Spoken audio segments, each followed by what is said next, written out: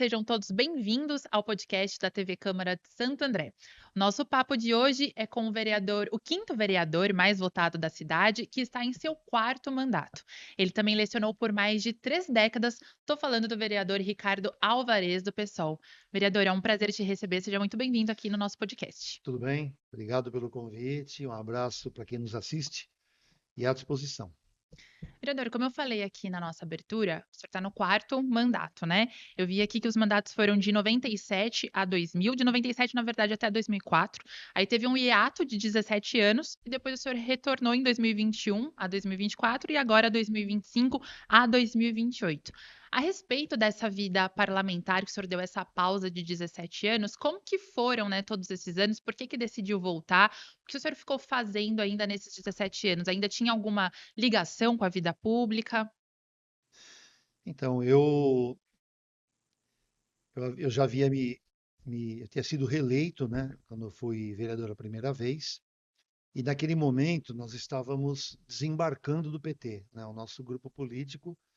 Em 2005 nós fomos para o PSOL, né? O PSOL estava sendo criado, fundado, então a gente estava no momento de desembarque do PT e embarque no PSOL. Então, a gente avaliou que não tinha muito sentido eu disputar uma eleição pelo PT, sendo que a gente estava nos distanciando do partido, né? Era um outro momento político, outro momento histórico, mas a nossa avaliação naquela época era que a gente deveria estar construindo o PSOL. Então a gente interrompeu, né, esse segundo mandato, não disputei.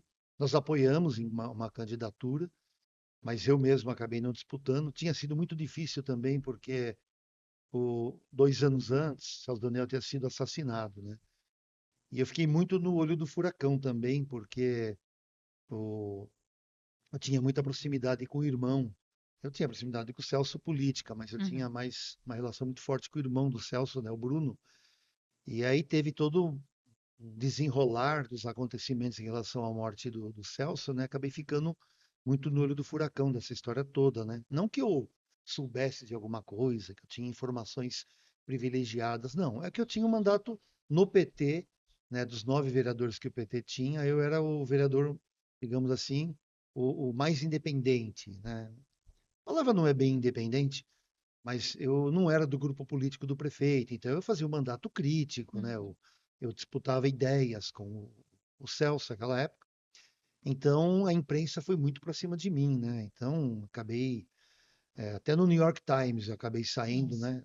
Por conta porque eles cobriram a morte do Celso. Então foi uma situação muito difícil, as condições em que ele foi assassinado, né? A maneira como isso aconteceu, né? Foi uma perda assim muito marcante, né? Então acabei não querendo mais ser candidato a vereador e parti para a construção do partido, do PSOL, né? Então, esse tempo todo a gente ficou construindo o PSOL. Agora, construir um partido não é uma coisa fácil, ainda mais um partido de esquerda, né? Então, a gente aglutina pela ideia, aglutina pelo compromisso partidário, aglutina por afinidade de posições políticas, né? Então, eu diria que o pessoal ficou, dos seus 20 anos que ele está completando agora em setembro, ele ficou 14, 15 anos sendo um partido ainda muito desconhecido da sociedade, né? Agora não, agora já tem uma bancada federal, né? Já elege prefeitos, elege vereadores em maior quantidade, né? Mas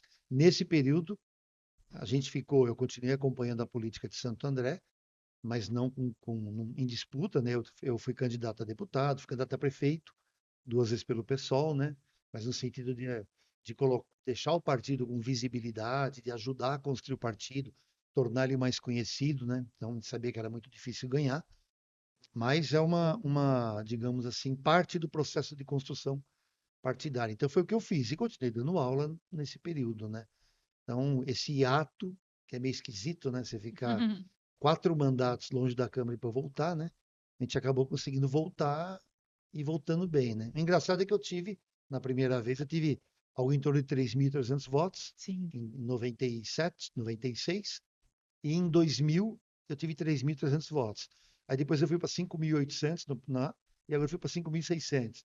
Então, são coincidências, né? Mas mostram que nas duas vezes teve uma avaliação positiva do mandato, né? Conseguiu manter a linearidade do Sim, trabalho. sim. E você decidiu voltar quando sentiu que essa construção do pessoal na cidade já estava mais sólida ou foi por outros motivos quando voltou ali em 2001, 2021? Então, a eleição foi 20, né? A gente já estava discutindo antes, a gente já estava discutindo a possibilidade de ser candidato a vereador, mas outros fatores também colaboraram, né? É preciso dizer que em 20 nós tivemos o Bruno Daniel, né, nosso candidato a prefeito. Então isso foi um fator impulsionador do partido, sem Uhum. dúvida nenhuma. Então, a minha eleição a vereador em 2020 está ligado também, lógico, eu tinha um conjunto de pessoas que me conheciam, que apoiavam a gente, pelo nosso histórico de vereador, mas você ter um candidato a prefeito que puxa voto, isso também é importante. E teve um outro fator que a gente conseguiu construir uma chapa de candidatos a vereador, embora também ainda com muitas fragilidades, mas foi uma chapa que fez uma cadeira. A gente conseguiu fazer uma cadeira naquela época, né? Então, essa data de 2020 está relacionada a isso, né? A um candidato a prefeito que era um puxador de votos, né? Que ajudou a construir o partido e continua militando no PSOL, e uma chapa de vereadores mais, digamos assim, mais robusta, né? Mais substancial, mais diversa. Então, isso tudo acabou colaborando para a eleição, né? E como o senhor disse também, lecionou por 36 anos, né? Como foi conciliar a vida de professor, as salas de aula, as provas, toda essa responsabilidade com a vida de parlamentar, que também não é fácil? Difícil, muito difícil, né? Então, o cabelo e a barba foram ficando brancos muito nesse momento, né? Porque era muito puxado, né? Lógico que eu reduzi a minha carga horária, né? Uhum. Eu dei menos aulas, mas eu não parei de dar aula no meu mandato de 97 a 2004. Então, eu fiz o Nossa. mandato junto com o magistério, né? Com uma carga horária menor, mas dar aula de geografia significa ter que estar atualizado o tempo todo, né? Que você entra na sala de aula, o aluno pergunta, professor, eleição nos Estados Unidos, o cidadão ganhou, o que que acontece?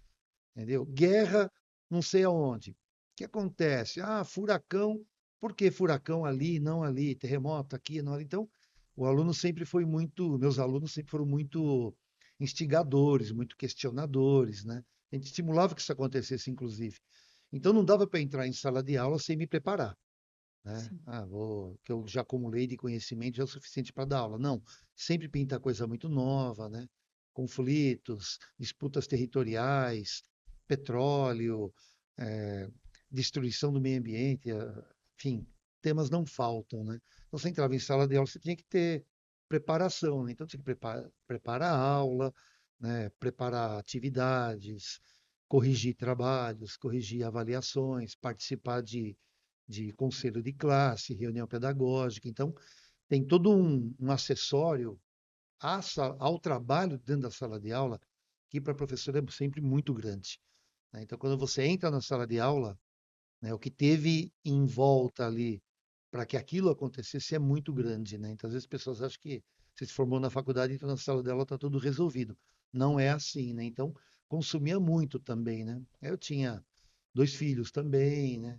Então, uma vida em família, dois meninos, magistério, câmara, foi difícil, foi pesado, mas acho que a gente deu conta. Sobreviveu, né, Sobrevivi. vereador? E uma curiosidade, os alunos tinham interesse na sua vida como parlamentar? Eles sabiam, tinham conhecimento disso? Como funcionava? Perguntavam? Tinha alguma curiosidade de ir até a Câmara, por exemplo? Sim, perguntavam muito, né? Eu, inclusive, eu evitava de falar coisas da Câmara na sala de aula. De misturar, né? Né? Para não, aqui eu estou como professor, eu tenho um conteúdo para trabalhar, mas perguntava em sala, imagina Sim, adolescente, né? claro. Ou da faculdade, mas eram mais com o ensino médio da fundação, né? Então eu entrava em sala, eles me enchiam o saco, falava da Câmara, né? Professor, eu vi no jornal, não sei o quê, você votou não sei o quê. Eu falava assim, aqui, não, no corredor eu falo, aqui não, né? Porque eu sempre soube separar muito o trabalho como vereador e o trabalho como professora. Agora, é lógico que tinha eleição no Brasil, né? Eles sempre faziam isso, eu fazia com ele, professor. ganhou esse. O que que muda? O que que não muda? Entendeu? Qual é a linha política dele? Então, isso eu fazia. Sempre que tinha eleição, ou as gerais, ou de prefeito e vereador, né? Uhum. Eu sempre dava um quadro do Brasil, eles perguntavam, né, como é que ficava, perdeu, ganhou. Então, e o colégio da Fundação Santo André, ele estimulava muito a participação dos alunos, né? Então, eles participavam do conselho de escola, que era o órgão máximo da escola, eles tinham representantes de sala de aula, eles escolhiam professores representantes de classe.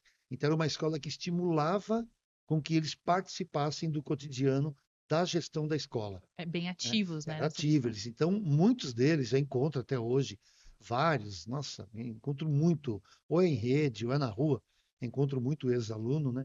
Alunos e alunas, e eles exaltam isso do colégio, né? Eles sempre falam do colégio da Fundação Santo André com muito carinho, né? Então, tinha espaço para fazer isso, porque era uma escola que estimulava a participação. Então, não era o elogio à alienação, esse assunto não tem nada a ver com o conteúdo, não. A gente trazia muita coisa para dentro da sala de aula, né? Eles curtiam, então era muito gostoso trabalhar lá. E desses 36 anos lecionando, acho que 26, né, se não me engano, foram na fundação. Agora a pergunta é o contrário. Tem alguma coisa também dessa vida de professor que você levou para a Câmara, né? Acredito que muita coisa, mas as pautas, as demandas, o que você vivia ali no dia a dia foi para a Câmara para atuação parlamentar. Não, sem dúvida, porque quando eu entrei na Câmara, inclusive em 97, eu achei que eu seria um vereador da educação, né? Ledo engano, porque na Câmara cai de tudo, né? Inclusive educação. Então, óbvio que educação era um assunto que eu tinha mais afinidade por conta da minha profissão, o que significa dizer que eu era melhor do que qualquer outro vereador que não fosse educador, que não trabalhasse com educação, né? Mas eu tinha mais facilidade de acesso ao tema por conta do meu trabalho. Mas na Câmara você tem que tratar de tudo quanto é assunto que você pode imaginar, cai lá dentro, né? Então, a gente tem que ser múltiplo. Agora, no trabalho, os projetos, né, as propostas, o tema da educação lá dentro, a gente sempre tratou com assim, muita vitalidade, né? Eu lembro, por exemplo, que inspirado na experiência do colégio da Fundação Santo André, onde eu lecionava, eu apresentei dois projetos de lei, um foi aprovado e o outro não. Inclusive um está vigorando até hoje, né? Um eu apresentei que era o que tinha os dois inspirados no colégio da Fundação Santo André. Um que era uma eleição na comunidade para o diretor ou a diretora do colégio. Então, o diretor ou a diretora do colégio da fundação era escolhido pela comunidade, né? Muito legal. Em Santo André, hoje, os diretores ou diretoras são escolhidos pelo prefeito, que eu acho um equívoco isso, né? Porque você acaba criando uma relação de dependência do diretor e o diretor tem que dar muita satisfação para a comunidade e não para o prefeito, né? Ele tem que ser um porta-voz da comunidade, da escola, aonde a escola está, e não um porta-voz do prefeito dentro da escola, né? Nem, não são todos diretores que agem assim, mas o cargo empurra para isso.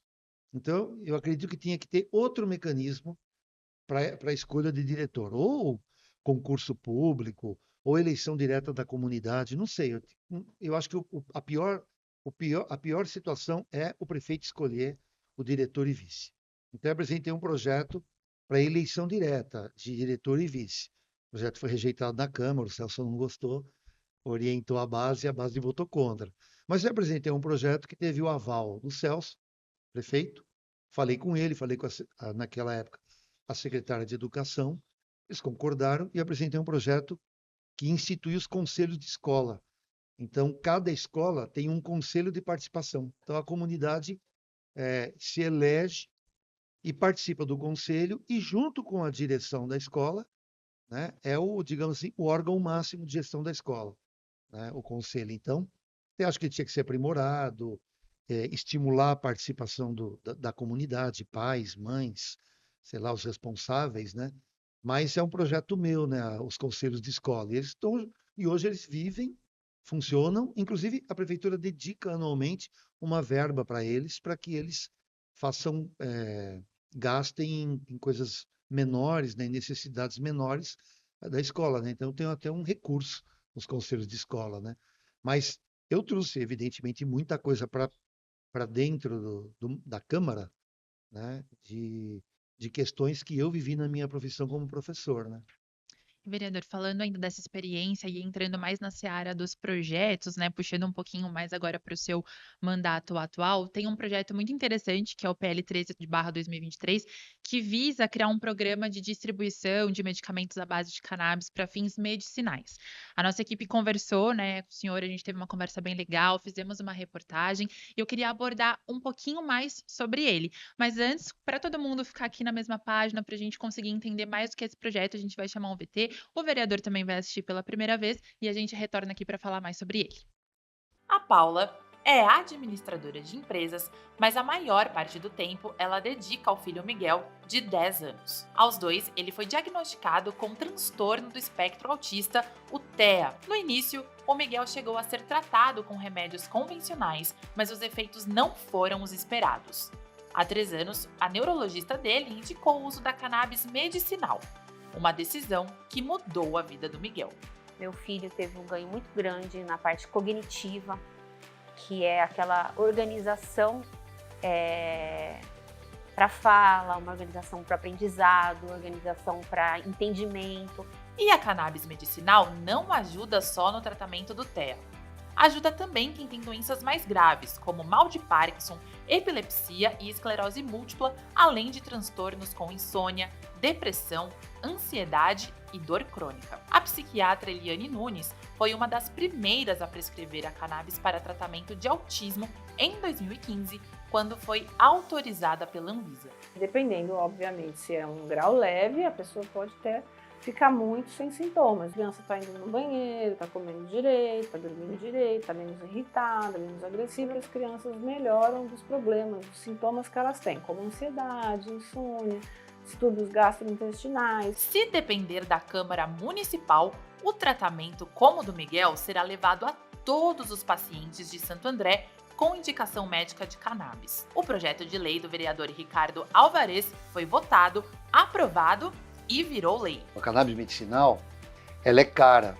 Cara por quê? Porque tem toda uma regulamentação com o plantio e a produção do óleo. Se a Prefeitura de Santo André assumisse a distribuição pelo SUS, ela compraria em larga escala e o preço cairia. Quem consome esse medicamento tem uma melhora na qualidade de vida muito grande, mas só o medicamento é insuficiente, porque tem que estar acompanhado do oferecimento de serviço em terapias. Apesar de já ter sido sancionada, a lei ainda não entrou em vigor porque depende da regulamentação.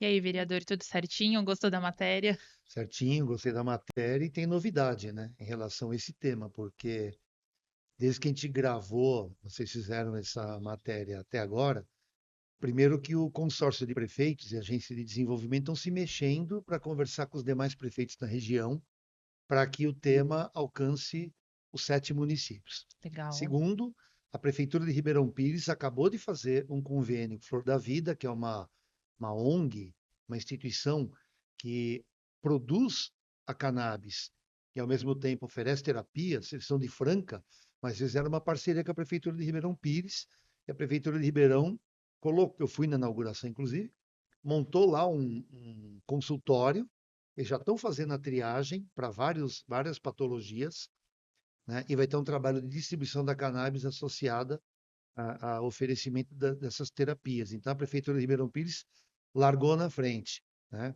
E a Prefeitura de Santo André, tive contato com o secretário de Saúde, né? O secretário de Saúde, inclusive eles produziram na Secretaria de Saúde um documento, eu recebi, né? Chegou até a Câmara, de que a Prefeitura está iniciando o processo de regulamentação, ou seja, o projeto prevê chamar entidades, consumidores, a Câmara, né?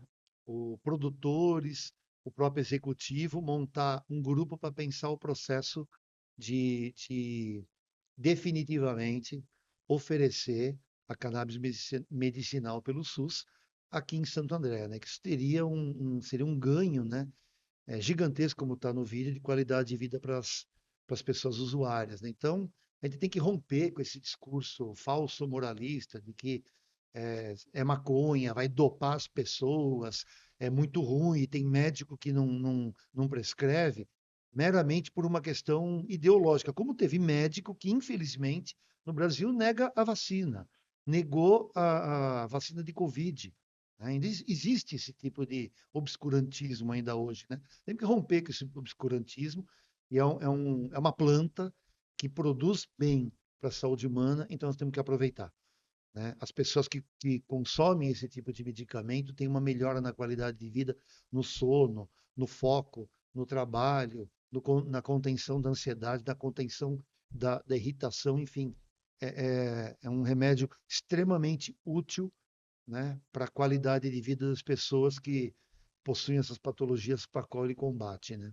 Essa sementinha, além de estar florescendo, né, literalmente, Literalmente. pelos lugares, a minha pergunta é nesse sentido da regulamentação. Então, tá caminhando, né, vereador? Está caminhando, não tem, digamos assim, ainda não tem nenhum ato concreto por conta da prefeitura no sentido de fazer valer a lei, né, montar esse grupo, mas tem um documento da prefeitura dizendo que ela deve ser regulamentada, né? O documento fala em março, mas nós já estamos aí nos finalmente de março, né?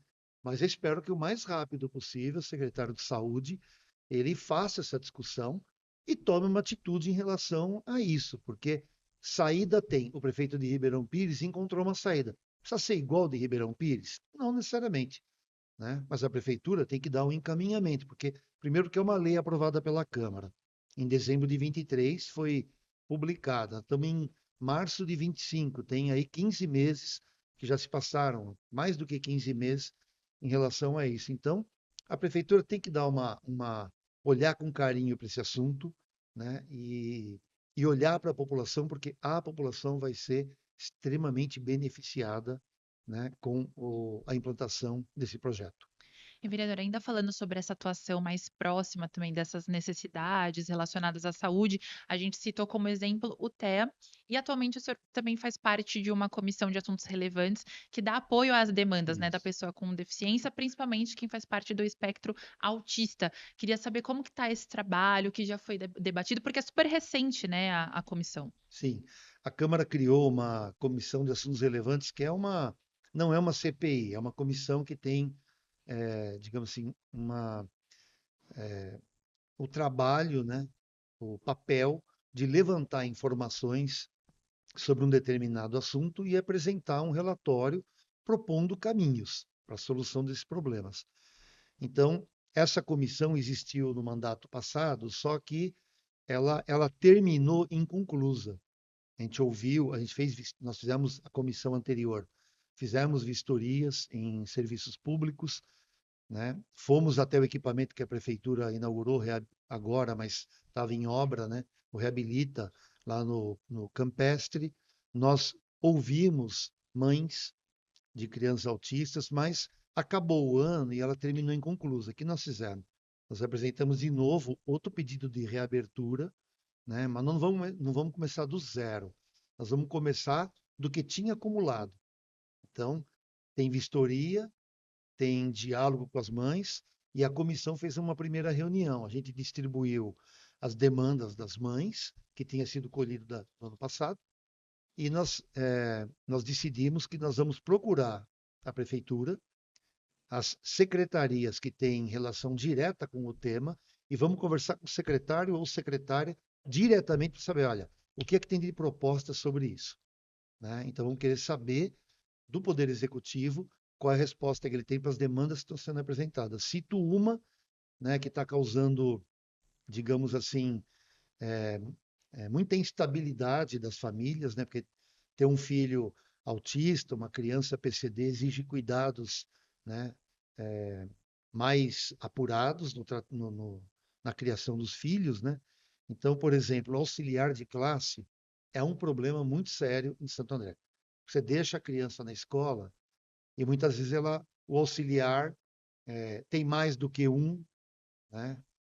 2, 3 crianças PCDs na classe, às vezes um auxiliar não dá conta, às vezes não tem auxiliar, ou às vezes tem o auxiliar, a criança vai para a escola e o auxiliar falta, porque a prefeitura foi numa linha em Santo André, que eu considero equivocada, que é de colocar um auxiliar que é um estudante, né? Uma pessoa que ainda não tem formação para trabalhar com isso. E isso não tem dado conta. Não vamos generalizar aqui e dizer que todo estudante, né, toda pessoa que está estudando pedagogia, seja lá qual for o curso, que ela não tem condições de trabalho para isso. Tem, né? Uma parte tem, mas o ideal é que fossem pessoas formadas e tivessem qualificadas para fazer esse tipo de trabalho. Então, tem tido muito problema com isso em sala de aula, ou pela insuficiência de profissionais, né? Em escolas ou dentro da sala de aula, né? Ou porque também tem muito rodízio. Como ele é um estagiário, muitas vezes ele entra, não quer mais, porque é difícil trabalhar, né? Cuidar, né? Os pais precisam de uma atenção especial, o estagiário também precisa. Então, muitas vezes ele não dá conta, sai. Aí ele sai, fica 15 dias sem ter um profissional desse, a criança fica 15 dias sem ir para a escola. Então, precisa ter um outro tratamento para isso, né? Mas um dos secretários, nós vamos conversar sem dúvida nenhuma de educação, né? E uma outra conversa que nós tivemos também há algum tempo, o vereador falava a respeito de um projeto do senhor sobre a lei dos pótimas, né, dos povos tradicionais de matriz africana. Dá para perceber também que é um projeto expressivo, que tem bastante demanda. Como chegou nesse projeto? Porque a gente sabe também, a gente vê durante as pesquisas e durante o seu mandato que tem essas bandeiras dos direitos humanos, da cultura também. Como isso chegou e foi esse caminho até que esse projeto virasse de fato ali um projeto de lei apresentado na Câmara e aprovado? Então, aí foi uma, digamos assim, uma combinação de dois movimentos, né? O movimento dos terreiros e o movimento do povo preto. Então, teve uma combinação ali, porque ao mesmo tempo que existem casos de racismo, né? Infelizmente, ainda existe, né?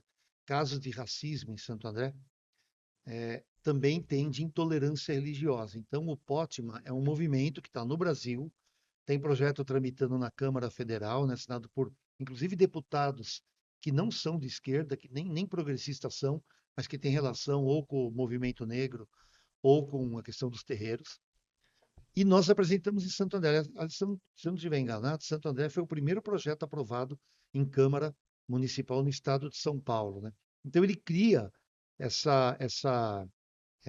esse tombamento imaterial de toda essa tradição que o povo preto, né, trouxe para o Brasil. Então, é esse reconhecimento. Primeiro, é um reconhecimento, uma reparação histórica, uma tentativa de reparação histórica, mas também uma tentativa de criar mecanismos de proteção para evitar que ataques aconteçam, né? Infelizmente, em Santo André, nos últimos 2 anos, né, no mandato, 2, 3 anos no mandato passado, nós fomos em 5, nós participamos de 5 manifestações, né, de ataques a terreiros. Tivemos um recentemente, num terreiro aqui no centro de Santo André, na Rua Senador Flacker, em que o terreiro recolhe roupa e calçado e faz um varal na porta do terreiro para que as pessoas em situação de vulnerabilidade, em situação de rua, né, coletem uma roupa, um calçado, né, para o seu uso. E pela terceira vez tem gente que vai lá e põe fogo, né, no varal.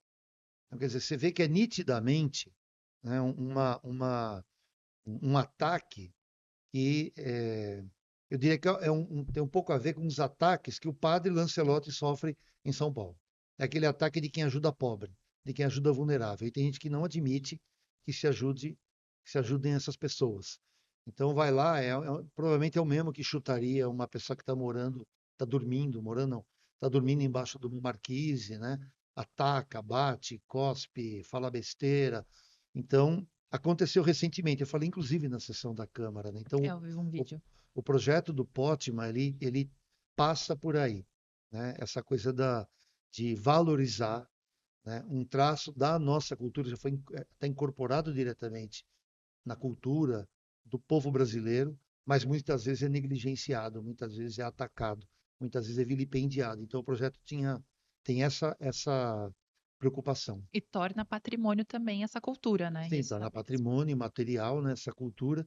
A Câmara aprovou, a prefeitura, o governo topou, né? Ainda bem, topou, pediram para fazer ajustes. nós apresentamos um outro projeto de lei que mudava uma nomenclatura apenas, né, que a pedido da prefeitura, os movimentos também não se opuseram. Então, nós fizemos uma pequena correção, mas a lei também está valendo, né? E precisamos acabar com racismo, intolerância religiosa, né? A maior riqueza do povo brasileiro, né? Darcy Ribeiro, inclusive, tem um livro muito bonito que fala, que chama, inclusive, O Povo Brasileiro. É um livro muito bonito que ele diz exatamente isso, né? O que é o brasileiro, né? O brasileiro é a mistura do povo originário, do povo transplantado e do imigrante europeu. É a mistura de tudo isso somos nós, né? Então, o Brasil é um país, por natureza, diverso. E esse é o seu grande valor, e esse tem que ser preservado.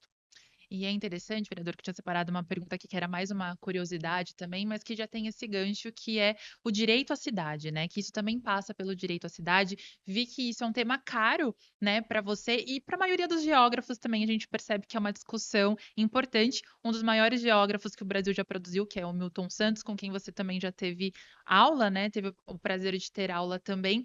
Falava muito sobre isso. No seu mandato, como isso é pensado para a população de Santo André ter esse direito à cidade efetivamente? Então, a lógica do direito à cidade não é apenas da população ter direito a serviços, né? É muito mais do que isso. Lógico que a gente quer que todo mundo tenha emprego digno, que tenha uma renda que seja suficiente para cuidar dos filhos, da família, da casa, com saúde, com qualidade. Então, ter acesso a serviços públicos de qualidade. Então, isso é parte do direito à cidade, mas o direito à cidade é um conceito muito mais amplo, né? Porque ele envolve, né, a pessoa como cidadã, ou seja, participando ativamente da gestão pública, em conselhos, né, ativa no bairro que ela mora, cobrando, né, por uma sociedade mais justa e igualitária, pela defesa dos direitos humanos, a defesa do meio ambiente. Então, não é só uma posição passiva da pessoa, né? Eu quero direitos, preciso de direitos, a prefeitura vai atender a minha reivindicação. Mas uma postura ativa, em que ela participa do processo eleitoral, dos conselhos municipais. Então, o direito à cidade, né, é essa construção consciente das pessoas em relação ao lugar que elas moram. Então, a gente quer isso para Santo André, que as pessoas participem, né? Por exemplo, a Câmara de Santo André fez uma coisa muito ruim, que foi restringir a tribuna livre, por exemplo, né? Hoje a tribuna livre ela tá muito restrita, é uma vez por mês. Mas eu já fui vereador nessa Câmara e ela acontecia 2 vezes por semana. Aliás, a sessão, quando, quando a tribuna livre funcionava de outra maneira em gestões passadas, né? A tribuna livre acontecia num horário fixo. A sessão começava, chegou naquele horário, para a sessão, o cidadão usa a tribuna livre, não precisava se inscrever, nada, vai lá, fala, reclama, reivindica, elogia, seja lá para que for. Acabou a tribuna livre, a sessão era retomada. Então, tinha um estímulo maior para a participação, né? Então, acho que isso tudo compõe esse quadro do direito à cidade, né? É o direito que as pessoas têm de participar ativamente da construção do espaço que elas vivem, né? Não apenas, como eu disse, passivamente esperando que alguém faça, mas que ela também seja protagonista da mudança social. Vereador, já dizia o ditado que conversa boa passa rápido, a gente poderia ficar tranquilamente aqui mais algumas horas conversando, mas para a gente finalizar, queria entender algumas coisas, né? Tem uma frase que marca o seu trabalho como vereador, que é certeza de luta. Então, quero saber quais são as próximas lutas aí que marcam o seu atual mandato. Uma boa pergunta. Nós, de certa maneira, estamos continuando com as lutas do anterior, né? Então, essa questão, como eu falei agora, do terreiro, do varal que pegou fogo, né? Falei na tribuna, apresentamos propositura em relação a isso, continuamos da defesa, né, da tolerância religiosa, né, na defesa da diversidade, investigação dos ônibus, né? A prefeitura está com um problema financeiro sério, mas tem feito para a ESA, que é a Associação dos Empresários, aportes de recursos muito substanciais,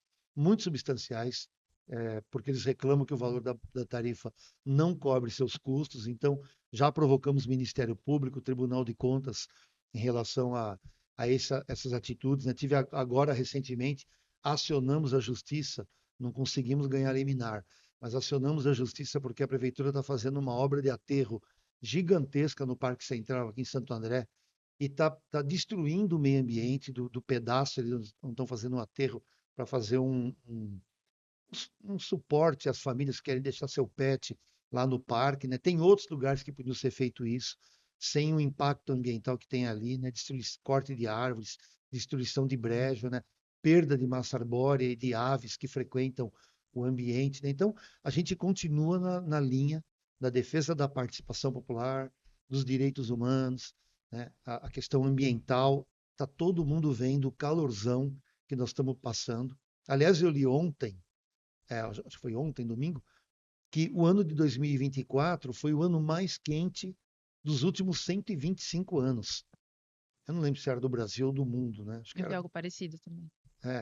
algo do tipo. Acho que era do Brasil, se eu não estou enganado. Mas que seja, né? A gente está vivendo uma época de altas temperaturas, está ligado diretamente, né, à falta de arborização das cidades, perda de umidade, né, por conta disso nas cidades. Então, a pauta ambiental, ela tem que ser olhada por muito carinho. O Gilvan, prefeito, Gilvan, não sei se ele vai ter tempo de assistir o podcast, mas, Gilvan, não basta colocar o nome na Secretaria de Meio Ambiente e Mudanças Climáticas. Tem que ter atitude concreta, né, e tem muita pesquisa que mostra isso, para minimizar, mitigar o aquecimento global que nós estamos vivendo. Então, essas pautas, elas continuam, né, no nosso mandato, que a gente já alimentava no mandato passado, e a reeleição mostrou que a gente estava tomando conta das pautas corretas, né? Então, o time que está se ganhando, o time que está ganhando não se mexe. Nós vamos continuar com essas lutas, como eu disse, né, em defesa do meio ambiente, a educação, por isso que é um mandato de todas as lutas, né? A gente está sempre na defesa de um serviço público de qualidade, que abranja o maior número de pessoas possível, né? E que tenha, digamos assim, uma ação direta. O mandato vai ter ali uma ação direta no sentido de cobrar com que isso aconteça, né? Nosso papel como vereador. Vereador, muitíssimo obrigada de verdade por aceitar o nosso convite. Espero que a gente se veja em outras oportunidades. À disposição, um abraço para todo mundo que nos assiste, parabéns pelo trabalho. Obrigada, vereadora. A gente que agradece. E a gente agradece também a você que nos acompanhou até aqui no podcast da TV Câmara com o vereador Ricardo Alvarez do PSOL. A gente falou um pouquinho sobre a sua trajetória política, trajetória como professor e as lutas deste mandato atual. Muito obrigada mais uma vez e até o próximo episódio.